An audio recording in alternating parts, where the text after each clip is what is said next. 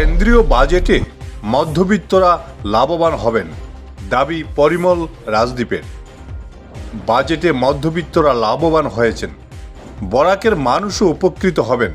আজ শিলচর বিজেপি অফিসে এক সাংবাদিক সম্মেলনে বাজেটের কি সুফল সেরা তুলে ধরেন প্রাক্তন সাংসদ রাজদীপ রায় ও চন্দন দে। রাজদীপ বলেন, এই বাজেটে কৃষি পরিকাঠামোর বিশেষ গুরুত্ব দেওয়া হয়েছে। সাংসদ পরিমল শুক্লবৈদ্য বলেন, এবারের কেন্দ্রীয় বাজেটে মধ্যবিত্তদের অনেক ছাড় দেওয়া হয়েছে। সাংবাদিক সম্মেলনে এছাড়াও উপস্থিত ছিলেন কাছাড় বিজেপির সভাপতি রূপম সাহা ও মিডিয়া প্যানেলিস্ট কাছাড় জেলা বিজেপি প্রভারী বিশ্বরূপ ভট্টাচার্য। উল্লেখ্য, বাজেটের সুফল কী সেটা নিয়ে জনগণকে সচেতন করতে প্রদেশ বিজেপির যে কমিটি গঠিত হয়, সেই কমিটির পক্ষ থেকে এই সাংবাদিক সম্মেলন আহ্বান করা হয়। ভাগ করে বাজেট পেশ করা হয়েছে। আমি ডাইরেক্ট ট্যাক্সের পার্টটাতে পড়ে আসবো। বাজেটের এমফেসিস কি হয়েছে এই জিনিসটা বোঝার জন্য আমরা বাজেটকে 4 ভাগে ভাগ করেছি। একটা হচ্ছে কৃষি, যেটা সবথেকে বেশি যেটার ইম্পর্টেন্স দেওয়া হয়েছে, এটা হচ্ছে এগ্রিকালচারটাকে first growth engine of this budget.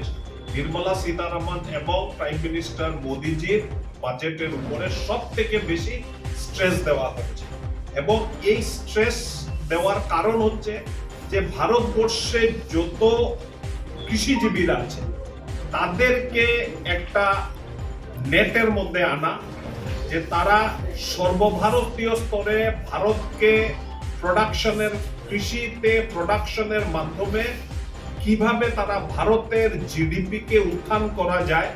That is the most important thirst given to the agriculturist.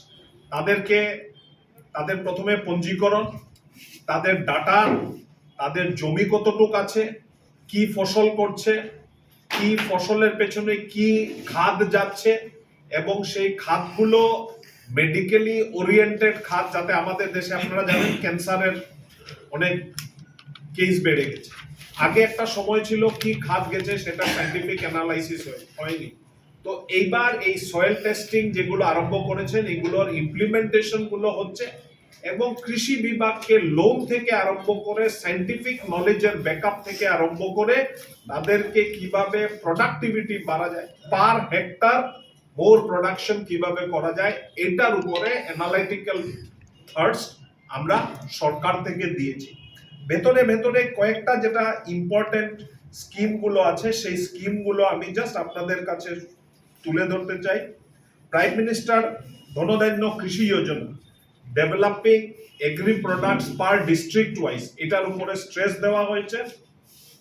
100টা ডিস্ট্রিক্টকে identify করে, ভারতবর্ষে 700টা ডিস্ট্রিক্ট আছে, মানে 7 ভাগের 1 ভাগ ভারতবর্ষকে এই নেটের মধ্যে এনে এই বছরের মধ্যে যদি আমরা এটা করতে পারি, 100টা ডিস্ট্রিক্ট পার স্টেট ওয়াইজ যদি আলাদা হয়, তাহলে আমরা দেখতে পারবো যে প্রায় 1,70,00,000 কৃষকদেরকে আমরা প্রথম কিস্তিতে আমরা বেনিফিট দিতে পারবো, which will be a huge bonus আমাদের কাছে। Rural prosperity and resilience, fail করলেই যে আমরা ফেইলিয়ার হয়ে গেলাম, এই চিন্তাধারার উপর থেকে উঠে এসে কিভাবে রেজিলিয়েন্স বিল্ড করা যায়। Multi sectoral programme to be launched in this budget for the farmers, এটার উপরে নজর দেওয়া হয়েছে। এবারের বাজেটে কেন হয়েছে যে একজন মা যার স্বাস্থ্য ভালো, যার চিন্তা ভালো, সে তার সন্তানের জন্ম যখন দেবে, সন্তানের যখন লালন পালন করবে, তার সন্তানটা ওইভাবে পাবে। অনেকে ভাবতে পারেন যে অঙ্গনওয়াড়ি ঠিক আছে, কিন্তু অঙ্গনওয়াড়ি তো মানুষের আরম্ভণির প্রথম, মানুষের আরম্ভণির প্রথম চিন্তা চেতনা বিকাশের যে ব্যবস্থা, এই ব্যবস্থা। আর একজন সুস্থ সবল শিশু বা মা ভবিষ্যৎ থেকে, যার জন্য এখানে অঙ্গনওয়াড়িকে আনা হয়েছে। অনেকে আলোচনার মাধ্যমে অনেক কথাই হয়তো বলেছেন, বলবেন, কিন্তু অঙ্গনওয়াড়ির থেকে আপনারা দেখুন, এখানে বলেছেন যে অটল টিঙ্কল ল্যাব। এই ল্যাবটা কেন? তার মানসিক স্তরের বিকাশ, সেলফ সাফিসিয়েন্ট, আত্মনির্ভর যে আমরা বলি, আমরা বলি যে আত্মনির্ভর ভারতবর্ষ। আত্মনির্ভর তখন হবে ভারতবর্ষ যখন আমরা আত্মনির্ভর। আর আত্মনির্ভর হওয়ার জন্য নিজেকেই তার ব্যবস্থা বেছে নিতে হবে। এই ব্যবস্থা বেছে নেওয়ার জন্য যদি উপর থেকে চাপ দিয়ে আমরা ব্যবস্থা শিক্ষা দিই, তাহলে কিন্তু সেই শিক্ষাটা সম্পূর্ণ হয় না। এই ক্ষেত্রে এই ব্যবস্থার মাধ্যমে একদিন মানুষ তার আত্মনির্ভরতা অর্জন করবে। আর এখানে আপনারা লক্ষ্য করেছেন কিভাবে মানুষের স্বাস্থ্য থেকে আরম্ভ করে মানুষের শৈক্ষিক পরিবেশ নির্মাণ করা যায়, তার প্রত্যেকটা ব্যবস্থা, ভাষার থেকে আরম্ভ করে তার মেধার থেকে আরম্ভ করে সব ব্যবস্থা। কারণ এখানে কিছু বলা হয়েছে আর সব বিশ্লেষণ করা হয়তো বা আপনাদের সময়েরও কথা আছে।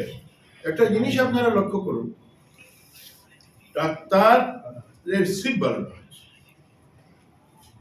ক্রমবর্ধমান মানুষ বাড়ছে, মানুষের স্বাস্থ্য সেবার প্রয়োজন আছে। আমরা লক্ষ্য করেছি যে বিভিন্ন জায়গায় এরকম কমপ্লেইন আসে যে ডাক্তার নেই, হসপিটাল বানানো হয়েছে। আরে ডাক্তার তো তখন থাকবেন যখন ডাক্তার সমাজে থাকবে। Bureau report, Barak vision.